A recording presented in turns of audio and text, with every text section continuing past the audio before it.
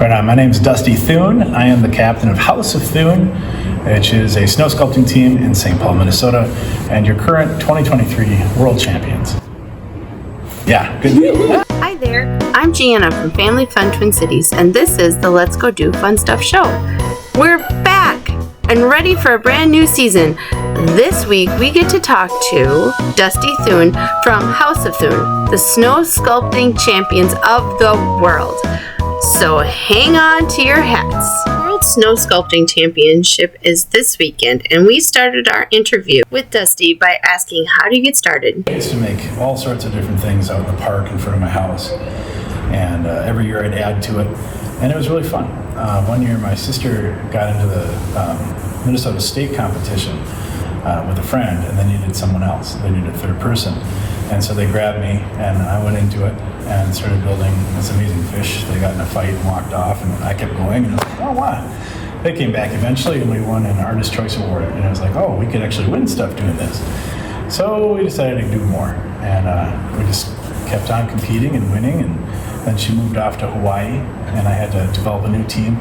And had to keep a female in one of the roles just because it keeps all of our ideas leveled and concentrates in reality.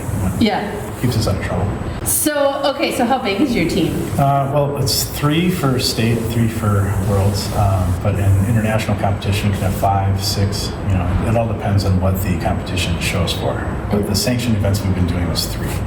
And so we rotate. My sister, Kelly Thune, my friend David Eichinger, his fiance Jessica Turtle, and then our good friend Jason Arnie O'Neill is also on the team, and we pull in other For the World Snow Sculpting Championship. Yep. Do you just say, okay, the team is going to be made up of these 3? And is that, as captain, is that your job? We, democratic. Okay. Sometimes people can't get off of work or they can't go somewhere. I mean, this year our team has to go out to the U.S. Nationals. Where's that? Lake Geneva, Wisconsin. And then there's also the Minnesota State, the World Championship, and then there's one out in Breckenridge, Colorado. And so we're sending David and Turtle and Jason to the U.S. Nationals. And then Kelly, David, and I are doing the Worlds. I asked Dusty what the community was like. The community of sculptors, that is. It's really great. The whole, competitive community, we're all a big family. We're all in Facebook groups and all these other groups together, and we're always talking and trying to push the sport, make it bigger and better. Really pushing on the Olympic committee. I was involved in the Olympics back in the 70s. We want to get it back there because it is a really hardcore sport. We're out there for 72 hours straight. Endurance, it's being able to think on your feet, change with the ever-adapting environment in Minnesota, of course. Right. Even more so in Lake Geneva because they're warmer. Right. Sometimes it's raining and 50, and you still have to pull off a perfectly polished piece, or you're not going to stand a chance. So Yeah. it's hard. I never know exactly how these things get started, so I asked Dusty how you would practice. Well, a lot of the world teams will come from warm climates, and you wonder, how the hell do they do that? They don't have snow. Well, they have sand, and sand is similar in some ways. With snow, it's more of a subtraction art. Sand is all, are mostly building to subtraction. But very similar tools and similar eye for aesthetics and proportion and, problem solving. So if you're dry or hot weather, you're always dealing with sand falling. Snow, same thing if it gets bitterly cold or if it rains. We always say we have an extra person on our team because of the environment. And it can change so incredibly quickly, and your piece has to be designed so that you can adapt it, change it, but not so much that it doesn't match the original image that you set forth when you applied. But it is amazing to watch from beginning to end, from when it's a block or a cylinder to a finished piece, how much time, effort, and detail goes into it for something just to go away within moments as your tools touch it. Right. We always say our sculptures are alive as long as we're there breathing on them. And as soon as we stop, it's left to its own demise. And as an artist, that's really hard to do. Yeah. You can critique yourself forever. This is the one medium where you step away, and the moment you stop touching it, it starts melting and going away. And you have to watch all that hard work that you did for 72 hours disintegrate. And it's a humbling experience, but also very exciting. With our team, we keep trying to do something with the environment that brings in another layer. So last year's piece, we had these 2 figures holding each other together as they're falling apart. Just, a story of our lives during the pandemic, and everyone falling apart and holding each other while holding themselves. And we had these arms that were not weighted, or there was hanging over nothing. And so the hand actually moved down like almost 2 feet to touch the ground on the fingertip. And the other body was twisting as it was doing that. So the whole thing was actually a kinetic motion piece. Oh my word. And you're talking about like tons and tons and tons of snow and ice that's moving. Yeah. And people could watch it. So when they were judging, somebody saw the arm moving and they're like, holy crap, it's gonna fall. But that's all part of it. And it could fall too quick. I've had sculptures fall like a minute before judging or a minute after. Oh. And that's hard, but it is part of it. If it lasts, we love that, because my favorite time during the whole entire sculpting procedure is actually talking to the public. I got a big sword and I'm knighting young children on their knees and sculpting little things for little girls, and it's so fun. Interacting with everyone. You become a superhero, and watching the awe and their eyes lighting up. You're like, my body's falling apart and I have frostbite everywhere. I wasn't sure how Dusty did this with a full-time job, and I don't know how much time he took off, but he explained some of that to me. Well, in the past, we'd have like a winter carnival at our school. I used to work at a great place called Focus Beyond Transition Services, 19 to 21-year-olds with young adults with disabilities. And we'd have snow sculpting and all these other things throughout the week. And then we'd say, on assignment, let's transfer over to Dusty. And we'd go to a virtual where I'd have a GoPro set up and we'd be streaming into the classroom. I'd take my personal days or vacation days that teachers get for work, and I'd take them all and use them all for the snow sculpting, and then be able to teach my class as I'm doing it. And then they could watch the ceremonies and the awards and all that fun stuff, and then come back and they could hold the ribbon saying, I was part of this, I came up with it. And a lot of times I'd actually help or have them help me with the design process too. I know kind of what I wanted to do, but I'd lead them through it and help them become part of it, and then it's a whole community enjoying it then. And I still do that. And I work as a work-based learning coordinator. And so now I'm showing what can you do outside of the box that can also be a career. Art, right? Oh my goodness, there's so many facets to it. And so by winning competitions, you can earn $1,000. Yes, you have to sacrifice your body, well-being, and mental health, but it's kind of fun. You won't believe what they went through last year and were still declared the champions. Yeah, I was literally falling apart. My sister had just had corrective eye surgery because, something with her eyes, and all of a sudden now they're crossed. And so she had to wear an eye patch. So she had one eye, and she's like, I have no depth perception. I don't know what I'm going to do. How am I going to do this? And so we had to adapt. Her role was usually detail, sanding, and like overseeing proportion and making sure I'm not doing something stupid.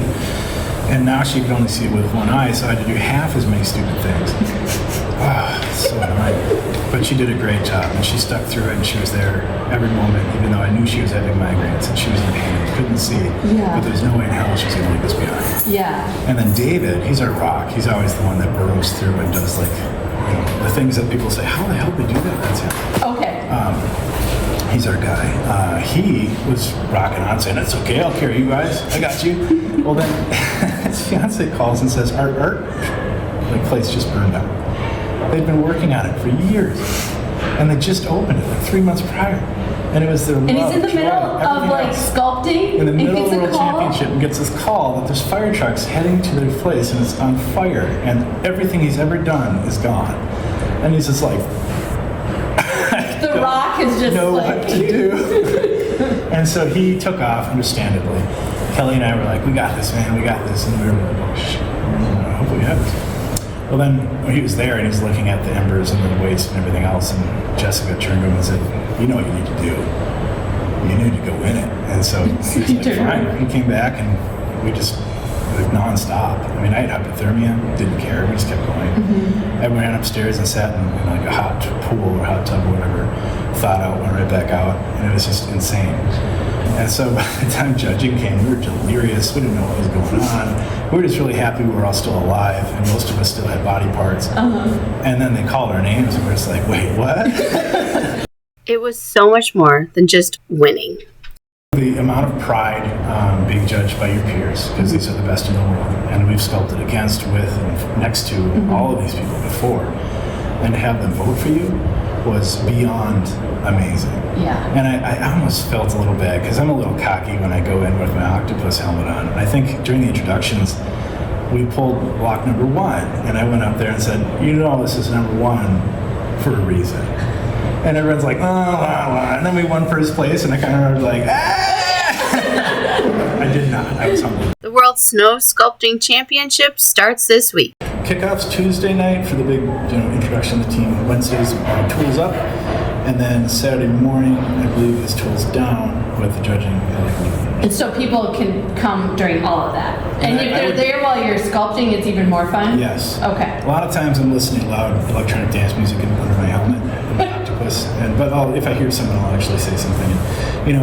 I tend to engage with the public a lot. We always have something for the kids to look at for a certain angle. Like last year, there was an aspect where if you stood in this one exact spot at a kid's height eyesight, you could see through the head of the lady. I was inset, and it looked like it was actually forward. Oh, it's that's like cool. Big optical illusion stuff. That's cool. We're into that jazz. So we'll have something like that too. A lot of different little elements that'll be all over the place. But it'll be fun. It'll be a lot of things that capture your attention for 20 seconds, just like a dual school. Dusty gave us a few final words about snow sculpting before we left. So snow sculpting is hard. It's not making a snowman. It's using only hand tools and only using what you're given. So it's snow. You can't go off and haul a bunch of ice in. You can't make things. You can't use an armature. You can't use coloring. And you can't use anything electronic. What is an armature? An armature is like if you made something with wood to hold an arm up. That'd be an otherwise impossible piece. What makes the competition in Stillwater so special? Stillwater's like the best place in the world for this competition.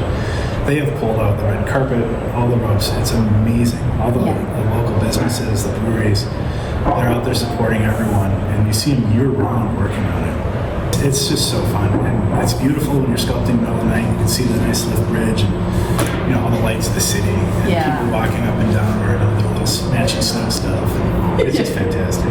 Al, did you have anything to say? Give it up. All right, thanks, buddy. Family Fun Twin Cities provides a weekend family fun guide that divides into regions of the metro. We also have a highly curated calendar of the family fun you can find on any specific day. We have all the links available in the show notes if you are listening to the podcast, or in the description box if you are watching on YouTube. And now it's time to highlight our weekend top 3. This weekend, enjoy the World Snow Sculpting Championship. From Wednesday, January 17th to Sunday, January 21st, Stillwater will be a frenzy of snow sculpting goodness. There are 12 teams from around the world competing, including Mexico and Minnesota, Finland and North Dakota, the UK and Florida. Kickoff for the sculpting teams is at 8:45 a.m. on Wednesday, January 17th at Lowell Park. And that is only the beginning. Watch the sculptors work on Wednesday and Thursday and Friday during the day. And then start at 3 p.m. on Friday, the warming house, an indoor market open to welcome guests for the festivities of the weekend.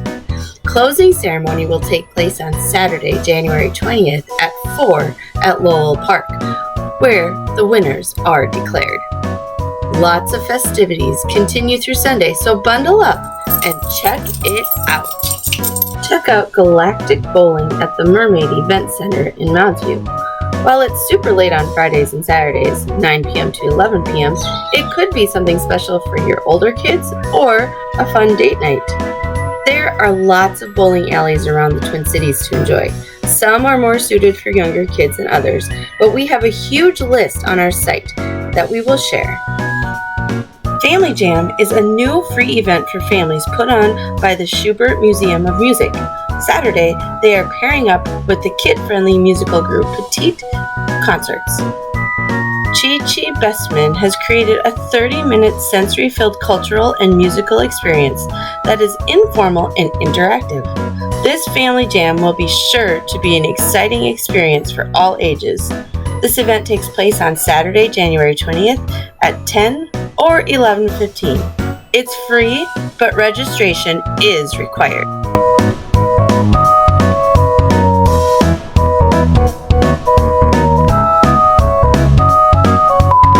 Jason Momoa copies me. Oh. I look like Aquaman. I've got long hair. I wear it in a bun. I have a big beard. People don't normally see me like this because it's privy to Yeah. cool stuff. Normally I'm wearing an octopus helmet and goggles.